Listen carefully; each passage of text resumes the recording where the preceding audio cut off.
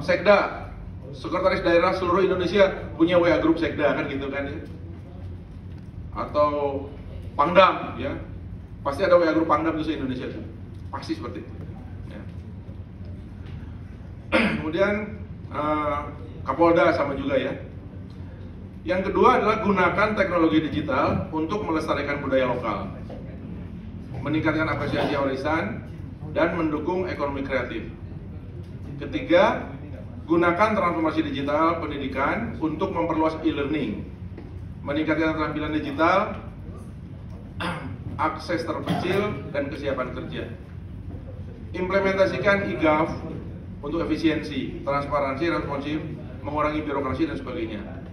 Yang kelima, gunakan ekonomi digital untuk mendorong pertumbuhan inklusif, inovasi pendidikan, kesehatan, ekonomi, penciptaan lapangan kerja, dan daya saing.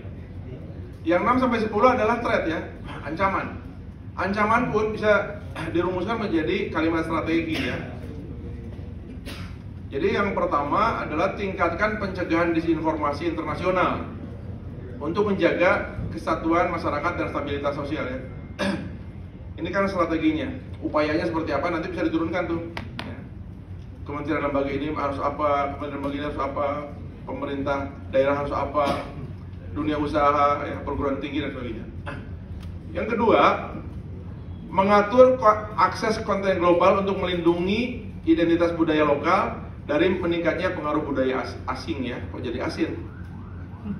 Ini pasti ada orang Makassar nih, balik-balik ya. Ada orang Bugis nih, sambil makan ikan kan? Dia ngobrol dengan orang asin.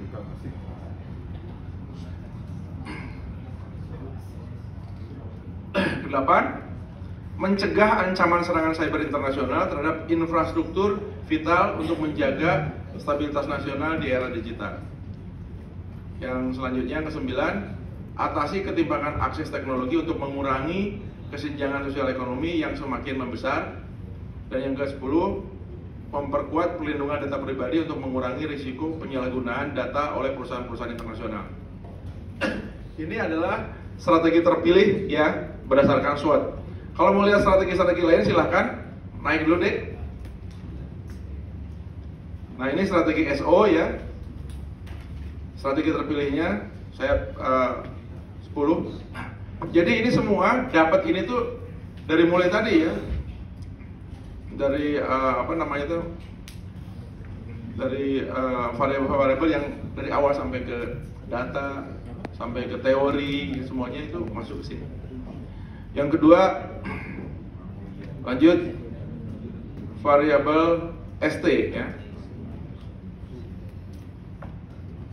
Jadi strategi terpilihnya seperti ini ya.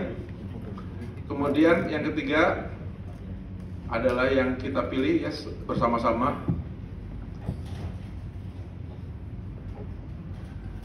Lanjut.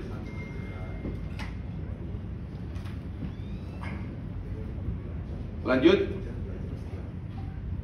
Terus, oh enggak, maju lagi, naik lagi ke atas. Nah ini WT ini adalah kuadran 4 ya. Ini kuadran yang paling berbahaya ini. WT itu kalau di corporate itu jangan jual, jangan beli ya, jangan memutuskan apapun, tiarap aja dulu. Lihat ada perubahan atau tidak ya. Karena ini harus hati-hati sekali WT ini. Kenapa? Karena secara internalnya kita memiliki kelemahan yang besar, secara eksternalnya tantangannya luar biasa besarnya ya. Lanjut. Nah, kita rumuskan skenario planning ya. Bagaimana skenario planningnya? Kita akan masuk ke kuadran berapa? Lanjut. Mohon maaf Bapak Ibu sekalian, yang sudah saya kirim di awal saya ganti itunya ya, nama kuadrannya biar agak lucu dikit lah. Kemarin kan Indonesia unggul, Indonesia apa, kita Nusantara unggul, kita ganti aja. Yang pertama adalah negeriku emas ya. Itu kalau kita dapatnya SO. Strategi terpilihnya SO, kuadran 1 negeriku emas. Dengan perbaikan signifikan dalam komunikasi dan interaksi sosial melalui teknologi dan jaringan sosial yang berbudaya, Indonesia berhasil mewujudkan visi Indonesia Emas 2045. Driving forces-nya ada dua ya. Driving forces-nya yang pertama di sumbu Y atau vertikal, yaitu perubahan komunikasi dan interaksi sosial. Kemudian yang kedua, pergeseran budaya dan identitas di sumbu horizontal atau sumbu X. Ini driving forces ini penting sekali ya memilih. Sebenarnya ada hitung-hitungannya juga, tapi saya pilih ini aja ya. Artinya apa?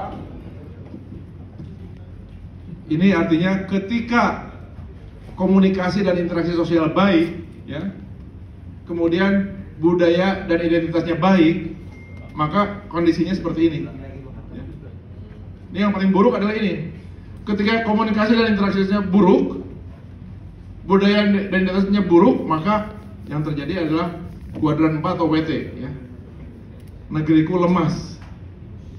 Indonesia dikepung oleh segudang permasalahan akibat memburuknya komunikasi sosial dan budaya yang mengancam stabilitas serta kemajuan bangsa. Kita tadi ada di kuadran berapa? ST ya? Negeriku gemas. Menggemaskan. Ya, Indonesia berhasil bertahan dalam menghadapi komunikasi dan interaksi sosial yang memburuk. Saya dulu ikut membantu Pak Muldoko ya bikin skenario planningnya untuk disertasinya. Kalau nggak salah pakai sang merah putih terkulai lemas gitu kan. Seperti itulah kira-kira kalimat-kalimat ini. Jadi kita di kuadran ST ya, kita memiliki kekuatan, tapi juga kita memiliki tantangan yang lebih besar dari variabel-variabel lainnya. Coba kita lihat, lanjut. Nah ini kalau stress-nya dan opportunity-nya besar ya, maka yang terpilih adalah kuadran 1, negeriku emas. Jadi visi Indonesia Emas 2045 tercapai. Kenapa? Karena dengan perbaikan signifikan dalam komunikasi dan interaksi sosial melalui teknologi dan jaringan sosial yang berbudaya, Indonesia berhasil mewujudkan visi Indonesia 2045. Transformasi digital di Nusantara mempengaruhi dinamika kehidupan sosial budaya masyarakat. Adopsi media sosial seperti Facebook, Instagram, dan WhatsApp mengubah cara berkomunikasi dan bertukar informasi, memperkuat komunitas, jaringan sosial, dan koordinasi sosial. Teknologi digital juga berperan dalam melestarikan dan mempromosikan budaya lokal, meningkatkan apresiasi terhadap warisan budaya Indonesia, serta mendukung ekonomi kreatif berbasis budaya. Ini ekonomi kreatif ini sekali lagi misalnya ya, inovasinya adalah misalnya datanglah ke Indonesia buat para turis, tidak usah bawa koper, tidak usah bawa ransel, tidak usah bawa dompet, tidak usah bawa uang, bawa handphone aja cukup, gitu kan? Karena sudah digital transformation kan? Artinya kita harus sudah mempersiapkan. Bayarnya udah cashless kan di mana-mana.